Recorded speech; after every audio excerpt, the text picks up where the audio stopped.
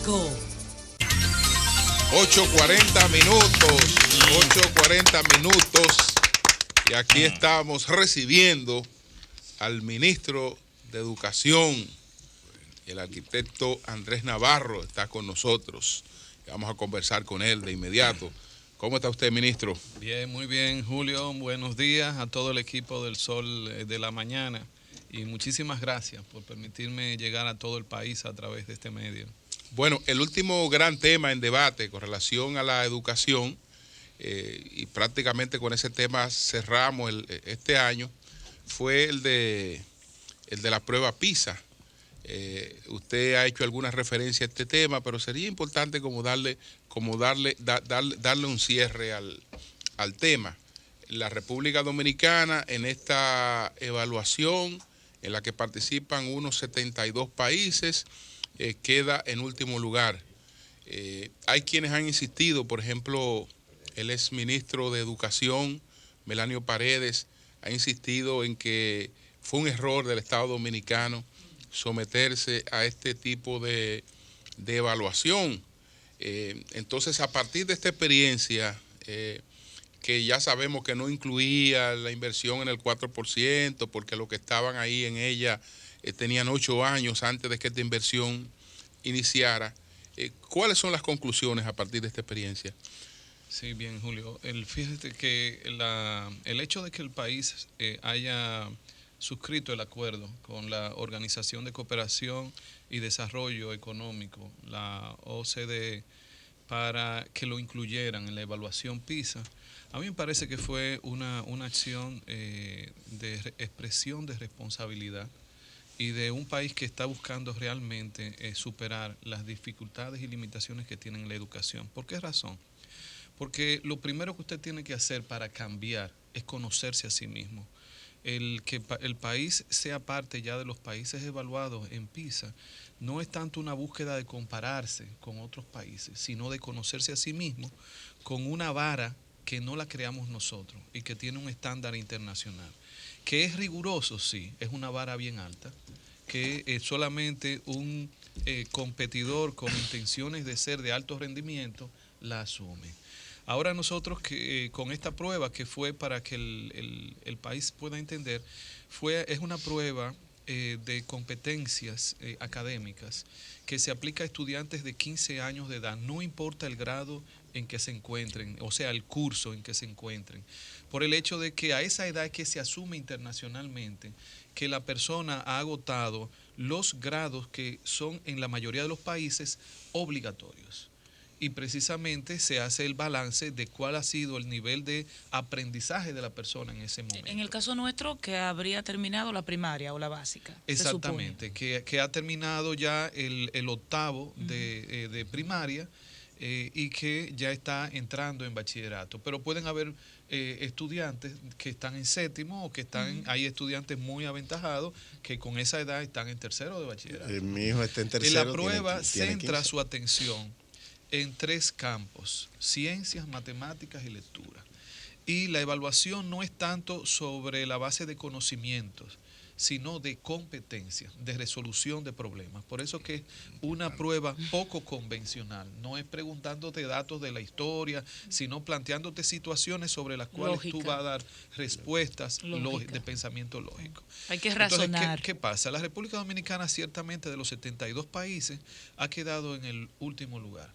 Eso nos refiere a nosotros una serie de limitaciones que tenemos y ahora, fíjense, para que toda la población sepa en qué estamos. Disculpe, ¿entendían ustedes al momento de someterse a esto que era perfectamente posible quedar en el último o en uno de los últimos? O sea, sí, ¿no fue sorpresa para el ministerio? Sí, no fue para el ministerio, no fue sorpresa. Porque cuando estudiamos el formato de preguntas, sabiendo que en el caso nuestro la formación y el currículum está basado más en conocimiento que en competencia, habían unos niveles de desventaja. Pero ¿qué pasa? ¿Cuál es la importancia de que lo hayamos hecho? Que el nuevo currículum, el que estamos aplicando ahora, está basado en competencias. Entonces es fundamental que nuestra línea base se haya hecho sobre la base de competencia y no de conocimiento, porque no iba a haber una paridad entre el diagnóstico y Ministro, lo que estamos haciendo. Sería importante en esta parte explicarle a la gente cuál es la diferencia ahí, en ese sentido. La diferencia... Cuando estamos hablando de la diferencia de currículum en conocimiento a un currículum en competencia, ¿cuál es la diferencia? Gracias, Julio. Ciertamente, el currículum basado en conocimiento presta su atención más en la transmisión de información a nuestros estudiantes. Es decir, si vamos a hablar de historia, se centra más en la memorización de los ¿Quién datos descubre América? Que él se embotella una serie de datos. Y por tanto, los exámenes están puestos para que el estudiante demuestre si recuerda información o no recuerda información. Mientras que entonces en el currículum por competencia está basado en la resolución de problemas, en vez de saber, que es el de conocimiento, en saber hacer. Y por eso incentiva mucho el pensamiento lógico, la resolución de problemas. Quiere decir que si vamos a abordar la historia, probablemente la pregunta ya no sea en qué fecha sucedió tal acontecimiento. ¿Quién descubrió América? Sino cuáles fueron las razones que usted entiende generaron tal acontecimiento. Entonces ya el joven lo que está es pensando y analizando, ¿no? Usando variables. Lo bueno es que ya hay una especie de unificación de criterios en ese sentido. No fue qué día y a qué hora comenzó la Segunda Guerra Mundial, sino qué significó eso para la humanidad. O sea, eso no solamente en resolver problemas en términos como manuales, sino la parte intelectual. Pero aquí hay una comprensión de eso. No pudo ser sorpresa porque en los informes de Educa ya se presagiaba lo que venía. Pero, como dice el maestro Rubén Blades, no va para ningún lado quien no sabe dónde está. Ahora, en esto hay un asunto, hay una frase, la evaluación PISA es patrocinada por la OCDE. El gurú del tema educativo de la OCDE se llama Andrés Schleicher y tiene una frase que me gustaría reproducirla aquí para hacer la pregunta. Ningún sistema de educación puede ser mejor que la calidad de sus profesores. Si hay tiza está bien, si está pintado la cosa, el baño está bonito no está bonito, la cosa, pero la calidad de los profesores. ¿Qué se está haciendo, sobre todo en esta etapa donde en un primer momento se hace la infraestructura? Ahora, ¿qué se está haciendo y se va a hacer con el maestro dominicano, incluidos los beneficios sociales? Sí, ciertamente, Pablo, en la mayoría de los estudios en materia de educación llegan a la conclusión de que el punto de inflexión en cualquier proceso de mejora en los aprendizajes es el maestro, la calidad del maestro. O sea, podríamos tener las mejores infraestructuras, si tenemos maestros deficientes, no, esa mejora en la infraestructura no se va a evidenciar en mejora en los aprendizajes. Y eso nos lleva a nosotros que una de las políticas fundamentales que ahora tenemos que aplicar y que ya comenzamos a aplicar en este cuatrenio es la de formación docente, mejora de la calidad de nuestro docente. Y para eso hay varias etapas, porque hay nuevos docentes que están entrando al sistema y hay otros que tienen ya muchos tiempos. Frente a los dos hay dos estrategias diferentes. Uno es la educación que llamamos inicial, que es la formación en licenciatura en educación, y los otros es la formación continua. Y ambos, tanto el currículum que van a aplicar las universidades desde enero para la formación de estudiantes en educación, como la formación continuada, ahora están basadas en el currículum por competencia. Porque una de las disparidades que teníamos era que teníamos un currículum armado en una lógica, pero la formación en las universidades tenía otra lógica, y eso genera un cortocircuito en el aula. Ahora estamos confiriendo, tanto el Ministerio de Educación Superior como el de Educación, pues una coherencia, mucha cohesión entre los dos niveles. En el caso de la Asociación Dominicana de Profesores, es decir, los profesores están sindicalizados en la República Dominicana, ¿cómo ven ellos estos cambios? Sobre todo los cambios de la necesidad de readecuarse de la plantilla docente, de la gente que está ejerciendo de maestro. Sí, ahora mismo nosotros tenemos unos mecanismos de diálogo muy estrechos con la Asociación Dominicana de Profesores. La producción del nuevo currículum se ha hecho en un proceso de diálogo también con ellos, en múltiples sectores. Esto es una de las ventajas que tenemos en el país, que la educación ya no es un monopolio o un tema que es exclusivo del Estado o de algún sector, sino que está ventilado frente a toda la sociedad dominicana y obviamente ellos son una parte fundamental.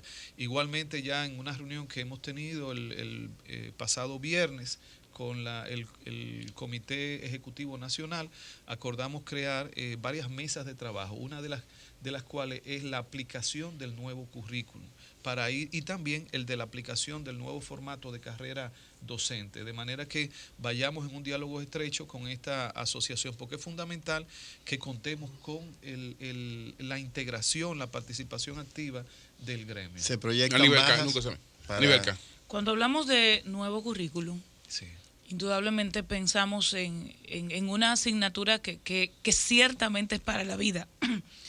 Y me refiero al tema de la educación sexual. Es para la vida porque posiblemente yo no sea profesional, pero que voy a tener relaciones, que tengo la necesidad de interrelacionarme con mis iguales, eso nos acompaña siempre. Yo soy egresada de escuela pública y cuando estaba en el liceo se nos dio un curso de educación sexual que era para algunos estudiantes, con el criterio de que quienes tomamos ese curso lo multiplicáramos entre nuestros compañeros. Ahora, entiendo que ya no es así. Entonces, ¿cómo se incluye la educación sexual en la nueva currícula? Esto empieza ya en el próximo año escolar. ¿Cómo va a ser? ¿Habrá una visión para los católicos, una visión para los colegios públicos, una visión para los privados? ¿Cómo va a ser? Bien, en el nuevo currículum nosotros tenemos 7 competencias fundamentales que atraviesan todas las áreas de conocimiento. Hay 2 competencias de esas que es en el marco de ellas que se va a desarrollar la educación sexual, que es la competencia de cuidado de la salud y la competencia de desarrollo personal y espiritual. En ese marco yo he encontrado ahora que uno de los temas que todavía no están debidamente consensuados y definidos es la educación sexual. Y vamos a provocar entonces un proceso de diálogo, de concertación, porque ya estoy consciente de que es uno de los puntos donde no ha habido acuerdo entre sectores. Y me interesa mucho que la resultante de esto, si no es el consenso, porque a veces ustedes saben que es difícil, especialmente en temas intangibles, conseguir el consenso, por lo menos que sea fruto de una debida concertación en el que los diferentes sectores hayan podido incidir. ¿Y cuándo entonces, partiendo de ese proceso que aún no concluye, sí, podríamos hablar de, mira, a partir del 2020 vamos a tener educación sexual? No, eso Aníbal, que eso tiene que definirse ya antes del cierre del presente año escolar, porque debe ser algo de los temas que se apliquen. Antes de junio de este año, del año próximo. Porque precisamente ahora estamos poniendo en prueba el currículum del primer ciclo de secundaria, que es desde séptimo de la primaria al lo que antes era el segundo de bachillerato, ¿no? Que sería del primero al tercero de secundaria. Y ya posteriormente pasaremos al segundo ciclo. Por eso que ya es uno de los temas que no puede esperar más su debida definición. Hay varias críticas sobre la saturación de los temas sexuales, es decir, son de los temas que pudiéramos tener contradicción sobre los métodos dependiendo la perspectiva religiosa y la perspectiva familiar de las personas y esa para mí no debía ser nuestra principal preocupación, como las ciencias y las matemáticas, que son fundamentales para el desarrollo de los pueblos. Es decir, independientemente de la perspectiva religiosa o sexual de cualquier persona, su formación en ciencias y matemáticas, incluso de los pueblos, es lo que lo ayuda a despegar de su desarrollo. ¿Cómo se está tratando este tema y si se concibe incluso la baja en el caso de profesores que no se adapten a las nuevas transformaciones? Bien, lo que es el dominio de las matemáticas y de la lectura antes correcto, que la ciencia, son determinantes para el éxito de los aprendizajes en todo el sistema. Y eso vamos a hacer el máximo de los esfuerzos para apuntalarlo en el primer ciclo de primaria, es decir, de la primaria a tercero, que es donde el niño adquiere competencias básicas que le permiten desarrollar nuevas competencias en el transcurrir del sistema educativo. Entonces vamos a hacer grandes esfuerzos en el primer ciclo y para eso también se están formando, se está fortaleciendo el conocimiento de los maestros, especialmente metodológico, en ese nivel. Ahora, es indispensable que a través del currículum por competencia, nosotros sigamos fortaleciendo el pensamiento lógico, que es lo que está detrás del dominio de las matemáticas, y también el creativo, el que genera iniciativa, que es un soporte también de la lectoescritura y la comprensión también, que es fundamental. Para esto, nosotros tenemos que ir cambiando de estrategia, porque si usted sigue haciendo lo mismo que antes, va a tener los mismos resultados que antes. Una de estas cuestiones que nos estamos planteando es el cambio de las modalidades en el último ciclo de la formación preuniversitaria, que es el segundo ciclo de secundaria. Ahí tenemos 3 modalidades, que son la académica, que es la general, que no le genera competencia específica a nuestros estudiantes, la técnico profesional, que habilita al estudiante con competencias específicas en algún campo laboral, y la de artes.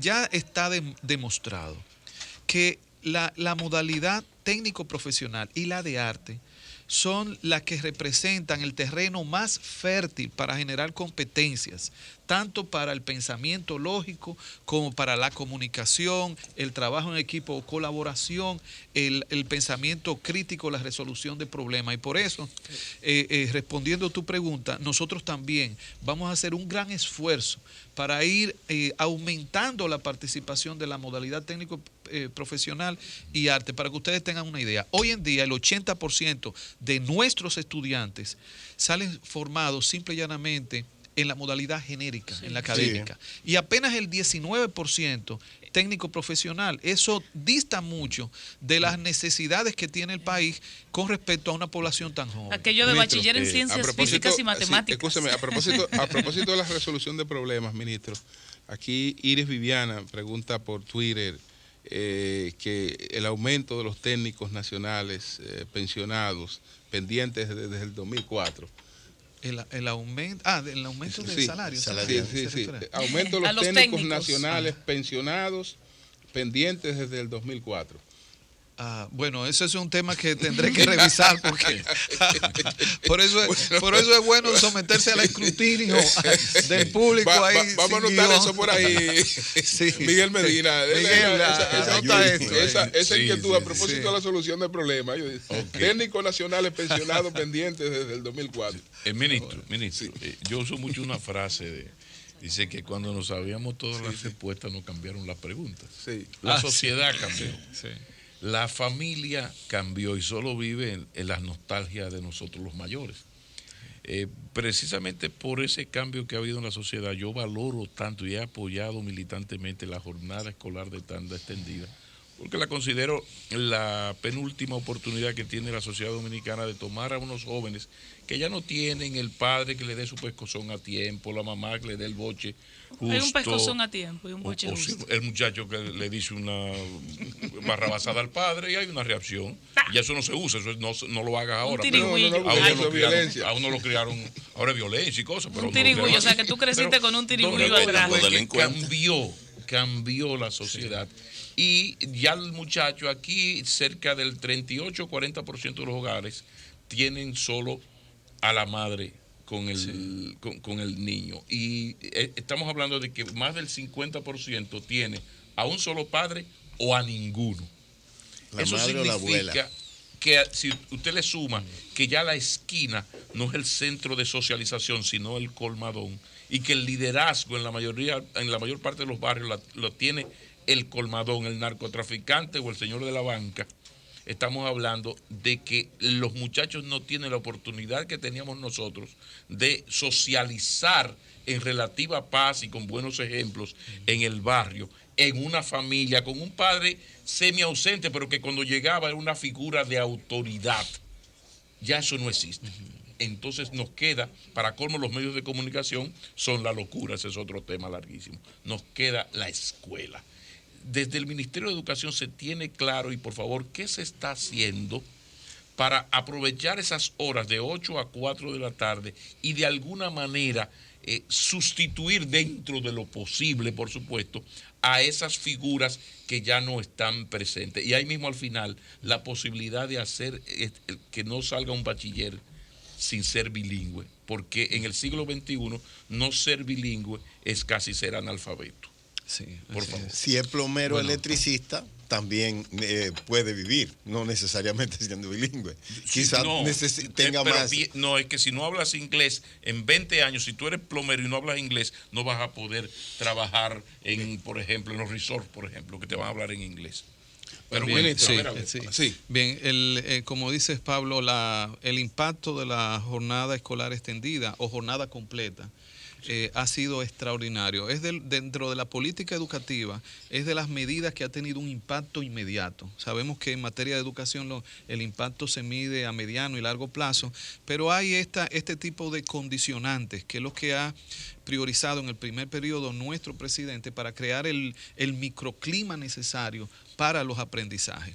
Y en ese sentido, una de las condiciones es el número de horas dedicadas a la docencia, que antes era muy escasa. Ahora con la jornada extendida, pues tenemos ya un número considerable de horas en el que el estudiante está en el aula en relación con el maestro. Ahora el gran reto que tenemos nosotros es que ese currículum por competencia sea la realidad en la cotidianidad del aula.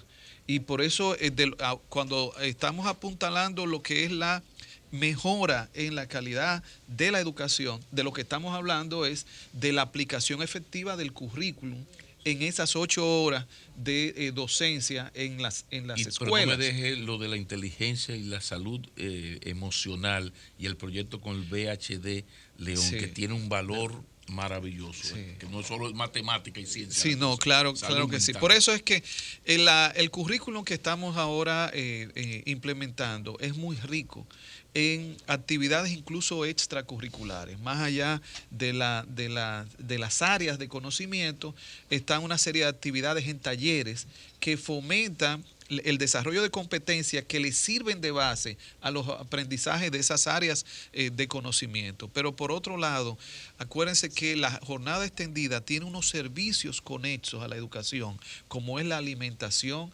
como es la salud, como es el cuidado y protección de los derechos humanos de nuestros jóvenes, que vienen de alguna manera a responder a esa realidad, Pablo, que tú señalas, una realidad social que hay en las calles. Yo les digo, en estos días que el presidente Danilo Medina iba a inaugurar una escuela en Guerra, yo siempre llego media hora antes. Y cuando entro a la carreterita, a la carretera, sí, porque a veces no quiere pasar, el presidente se adelanta a las horas, ¿no? Y cuando iba entrando a la carretera que lleva a Guerra, eran las 4:20, la inauguración era a las 5. Veo un autobús que viene lleno de niños y se detiene en un lugar, una parada. Había muchos padres esperando que bajaran. Más adelante veo en las aceras niños caminando uniformados que van a sus casas. Estamos hablando de las 4:20, 4:30 de la tarde. Esos niños están desde las 7:30 de la mañana en la escuela. Cuando esos muchachos lleguen a su casa, esos muchachos no quieren calle ya. No. ¿Por qué? Porque tienen ya una enorme jornada de trabajo. Ese es su trabajo. Si no es mental, es física. Sí, entonces, ¿qué es lo que estamos creando? Esto es una transformación radical de la sociedad dominicana que ahora no la podemos valorar en su justa medida, pero que dentro de 10 años, sí, esos muchachitos que están saliendo a las 4:30 de la tarde, esos estudiantes, van a ser otros dominicanos. Claro. Todavía con limitaciones, pero van a ser otros dominicanos. Claro, y ahí está también el proceso que no hemos hablado, porque vamos, si usted lo permite, ministro, después de la pausa a recibir algunas preguntas, pero está el otro proceso que es el de la atención a la primera infancia, es decir, niños que antes se veían con el sistema formal a los 6, a los 7 años, ya empiezan a recibirlo desde 0 a 5 años empiezan ya a recibir conceptos, conocimientos, sociabilidad. Su Eso cuerpo. ya es otra persona la que llega a la escuela. Pero vamos a hacer esta pausa, ministro. Cambio y fuera. El sol de la mañana. Hola, mi amor, ¿qué vas a hacer hoy? No tengo planes todavía. ¿Por qué? Vamos para Jarabacoa a bañarnos en el